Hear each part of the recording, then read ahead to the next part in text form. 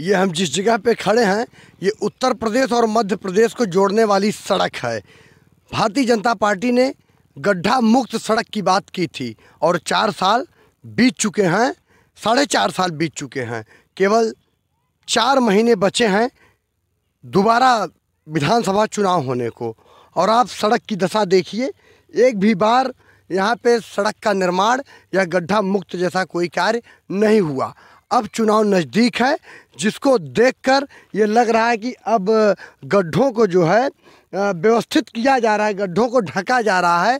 शायद चुनाव आते आते कुछ मरम्मत इस सड़क की हो जा सके। और वर्तमान में जो यहाँ से विधायक हैं भारतीय जनता पार्टी के राजमणि कोल और सांसद भारतीय जनता पार्टी की रीता बहुगुणा जोशी जी हैं, लगता है कभी भी वो अपने इस क्षेत्र का दौरा इस सड़क के माध्यम से नहीं करती हैं।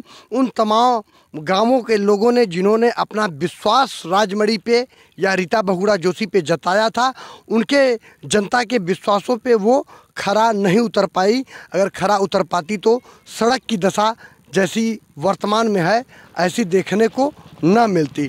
आप देख सकते हैं कि सड़कों को जिस तरह से व्यवस्थित करने का वादा किया था बीजेपी ने, उस सड़क को व्यवस्थित नहीं कर पाई और चुनाव को मद्देनज़र देखा कि 2022 में विधानसभा चुनाव होने हैं और पुनः हमें सत्ते पे अगर काबिज होना है तो हमें कुछ अच्छा करके दिखाना होगा।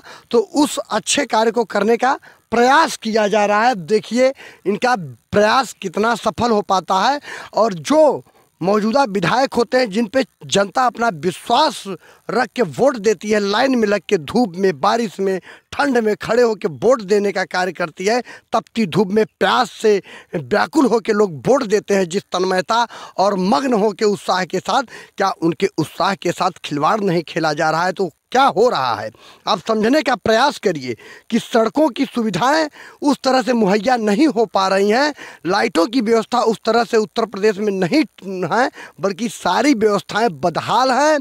कानूनी व्यवस्था भी लाचार है।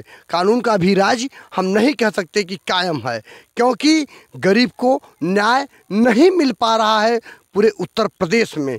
और ये जो मार्ग है ये यहाँ से डेली 10 से 15 गाड़ियाँ गांव के लोगों को लेके जिला तक जाया करती है और हचर पचर जानते हैं कि बस की यात्राएं और इन सड़कों से होकर शहर तक का गंतव्य पूरा करते हैं। कभी भी न माननीय विधायक न माननीय सांसद यहाँ पे कभी इस सड़क का अगर अनुसरण करते तो शायद इस सड़क की स्थिति सुधर सकती थी।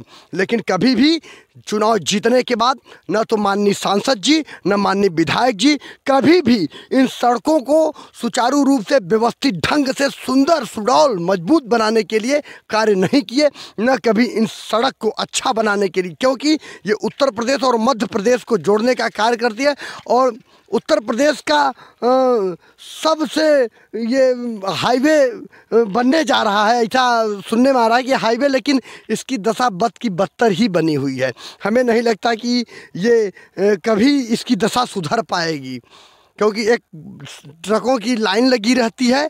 वर्तमान में अभी नहीं, शाम से ट्रकें यहाँ चलने लगती हैं और खूब ट्रकें चलती हैं और ये सड़कें जो है एकदम बदहाल हो चुकी हैं। कोई आज से नहीं, पिछले 5 साल से ये सड़क बदहाल पड़ी हुई है, इसकी कोई रिपेयरिंग नहीं हो सकी है और सरकार प्रलाप गा रही है कि हम विकास किए, हमने सड़कें बनाई, हमने लाइटें विद्युतीकरण कराया। तो आपने जो कराया तो ये कोरांव विधानसभा अंतर्गत बड़ोखर गांव को चिरांव मार्ग से होते हुए मध्य प्रदेश को जोड़ने का कार्य ये सड़क करती है और लाखों लोगों का डेली गंतव्य तय करती है ये सड़क। और इस सड़क की ये बदहाल दशा है। तो आखिर योगी जी इस सड़क की दशा कब बेहतर हो पाएगी, कब यहाँ से आने जाने वालों को सड़क का अच्छा अनुभव होगा कि कोई सड़क है? दादाजी इनसे हम बात करते हैं और जानते हैं। दादाजी ये सड़क कब से खराब पड़ी है? आज 7 साल से।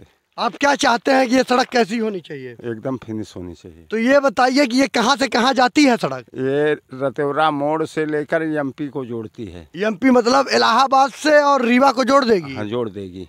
अच्छा, तो 2 राज्यों को जोड़ती है? 2 राज्यों को जोड़ती है। और बीजेपी पार्टी ने कहा था कि हम गड्ढा मुक्त कर देंगे, तो क्या गड्ढा मुक्त हो पाई थी ये सड़क? नहीं, हो तो नहीं पाई। तो सरकार कैसी चल रही योगी जी की? योगी जी सरकार तो अच्छी चला रहे हैं, लेकिन ये बीच बीच में जो कमियां हैं उसको दुरुस्त नहीं हो पा रही हैं। तो आप क्या चाहते हैं सरकार नहीं, से? ये सरकार से ये है कि जो है आशा यही है कि ये दुरुस्त हो जाए, गड्ढा मुक्त होना चाहिए। जैसे कि यातायात इस पर बहुत ज़्यादा चल रहे हैं। तो दोबारा योगी जी पुनः आ रहे हैं कि आप लोग चाहते हैं मुख्यमंत्री बने कि अखिलेश यादव को चाहते हैं? नहीं, हम तो योगी को चाहते हैं। क्या नाम है आपका? सहसराम शुक्ला। ये सहसराम शुक्ला जी हैं। कहाँ के हैं आप रहने वाले? लौवा कौन के हैं? लवाकोन निवासी सहसराम शुक्ला जी हैं और ये चाहते हैं कि जो ये सरकार है अच्छी चल रही, बीच बीच में इसकी गतिविधियां बदलती रहती हैं, फिर भी योगी सरकार अच्छी चला रहे हैं और दोबारा योगी आदित्यनाथ को मुख्यमंत्री बनना चाहिए। बहुत बहुत धन्यवाद।